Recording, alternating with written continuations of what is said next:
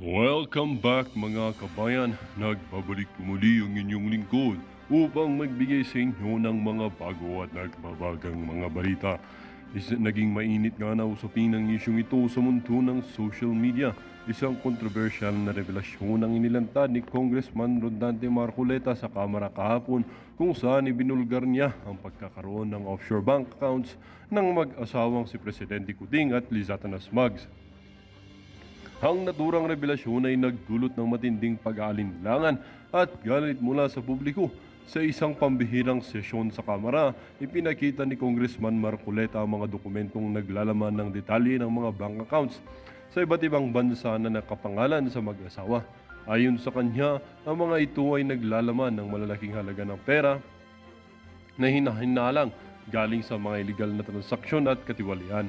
Ito ay isang malaking iskandalo na kailangan pagtuunan ng pansin. Ang ating mga lider ay dapat magsilbing ehemplo ng katapatan at integridad. Ngunit ang ebidensyang ito ay nagpapakita ng kabaligtaran. Pahayag ni Marcoleta sa harap ng mga kapwa mambabatas. Ang mga dokumentong isinumite ni Marcoleta ay naglalaman ng mga bank statements, detalye ng mga transaksyon at iba pang mahalagang impormasyon na nag-uugnay sa mag-asawa sa offshore accounts. Ayon sa kanya, ang mga ito ay nakuha mula sa mapagkakatiwalaang source na hindi niya pinangalanan para sa kanilang kaligtasan.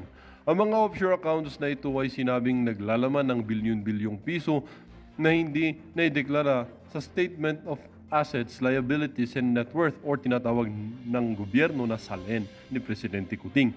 Ito ay isang malinaw na paglabag sa batas at isang malaking sampal sa ating sistema ng hustisya, ani Marcoleta.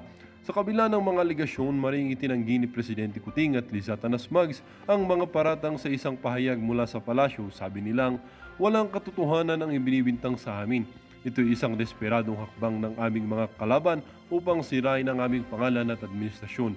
Bilang tugon sa mga aligasyon, itinaas na ng Kamara ang pagbuo ng isang espesyal na komite upang imbestigahan ang isyu. Ang komite ay binubuo ng mga mambabatas mula sa iba't ibang partido upang masiguro ang patas at transparent na proseso. Ang kontrobersyal na isyong ito ay inaasang magdudulot ng malawakang investigasyon at posibleng mga iligal na aksyon laban sa mag-asawa. Ang sambayanang Pilipino ay nanatiling nakabantay sa mga susunod na hakbang at kaganapan hingil sa kasong ito. Para sa karagdagang impormasyon at mga updates, bisitahin ang aming channel at sundan kami sa aming mga social media accounts. At kung bago ka pa lamang sa aking channel, huwag kakalimutang mag-subscribe, pindutin ang notification bell at piliin ang all upang laging maging updated sa mga bago at nagbabagang mga balita.